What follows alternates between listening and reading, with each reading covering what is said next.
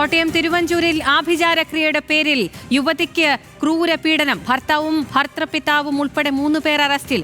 ഭാര്യയുടെ ശരീരത്തിൽ നിന്ന് ദുരാത്മാക്കളെ ഒഴിപ്പിക്കാനെന്ന പേരിലായിരുന്നു ആഭിചാരക്രിയ നടത്തിയത്. ബിനിൽ ലീല സാബു ഉണ്ട് വിവരങ്ങളുമായി. ബിനിൽ, ഗുരുതരമായ സംഭവമാണ് നടന്നിട്ടുള്ളത്. എപ്പോഴാണ് പരാതി ഉയർന്നിട്ടുണ്ടോ, കേസെടുത്തിട്ടുണ്ടോ, എന്തൊക്കെയാണ് വിവരങ്ങൾ? അഖില, ഈ മാസം 2-ാം തീയതിയാണ് ഈ കേസിന് ആസ്പദമായ സംഭവം ഉണ്ടായത്. ഈ യുവാവും യുവതിയും പരസ്പരം ഇഷ്ടപ്പെട്ട് വിവാഹം കഴിച്ച ആളുകളാണ്. അങ്ങനെ ആ വീട്ടിലേക്ക് ഈ യുവതിയെ കൊണ്ടുവരികയായിരുന്നു.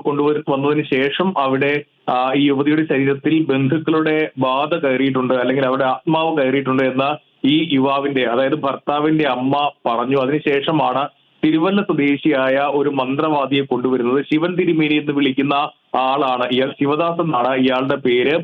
ഇയാൾ വന്ന് കഴിഞ്ഞ 2-ാം തീയതി ഈ പെൺകുട്ടിയെ അവിടെ ആഭിചാരക്രിയ നടത്തുകയായിരുന്നു. അവർ പറയുന്നത് പ്രകാരം രാവിലെ 11 മണി മുതൽ രാത്രി 9 മണി വരെയാണ് ഈ ആഭിചാരക്രിയ നടത്തിയത്. അതിനിടെ ഈ യുവതിയെ മദ്യം കഴിപ്പിച്ചു, ബീഡി വലിപ്പിച്ചു, അതോടൊപ്പം തന്നെ ഭസ്മം കഴിപ്പിച്ചു. അങ്ങനെ ഈ പെൺകുട്ടിയുടെ മാനസിക നില തന്നെ തകരാറിലായി. അതിനുശേഷം ഈ യുവതിയുടെ പിതാവാണ് പോലീസിൽ പരാതി നൽകുന്നത്. മണർകാട് പോലീസിൽ പരാതി നൽകി. പോലീസ് പിന്നീട് അന്വേഷിച്ചു. അതിലാണ് ഇതിൽ വസ്തുതയുണ്ട് എന്ന് പോലീസിന് ബോധ്യമായത്. പിന്നീട് 3 പ്രതികളെയാണ് ഇപ്പോൾ അറസ്റ്റ് ചെയ്തത്.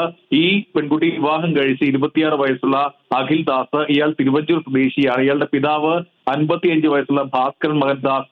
അതോടൊപ്പം തന്നെ ഈ പ്രധാന പ്രതി മന്ത്രവാദിയാണ്. ഇയാളുടെ പേര് ശിവദാസ് എന്നാണ്. ഇയാൾ പത്തനംതിട്ട പെരുന്തുരുത്ത് സ്വദേശിയാണ്. ഇങ്ങനെ 3 പേരെയാണ് പോലീസ് അറസ്റ്റ് ചെയ്ത് കോടതിയിൽ ഹാജരാക്കിയത്. ഇവർ 3 പ്രതികളെ ഇപ്പോൾ കോടതി റിമാൻഡ് ചെയ്തിട്ടുണ്ട്. കൂടുതൽ പ്രതികൾ ഈ കേസിൽ ഉണ്ട് എന്നാണ് പോലീസ് പറയുന്നത്. അതിൽ പ്രധാനം ഈ വിവാഹം കഴിച്ച, അല്ലെങ്കിൽ ഈ യുവാവിന്റെ മാതാവ് ഒരു പ്രധാന പ്രതിയാണ്. അതോടൊപ്പം തന്നെ മറ്റ് കൂട്ടുപ്രതികളും ഉണ്ട് എന്നാണ് പോലീസ് പറയുന്നത്. ഇവരെല്ലാവരും ഒളിവിലാണ്. ഇവർക്കായുള്ള അന്വേഷണം ഇപ്പോൾ പോലീസ് ഊർജിതമാക്കിയിട്ടുണ്ട്. അഖില. ബിനിൽ ലീല സാബു ആണ് വിവരങ്ങൾ നൽകിയത്.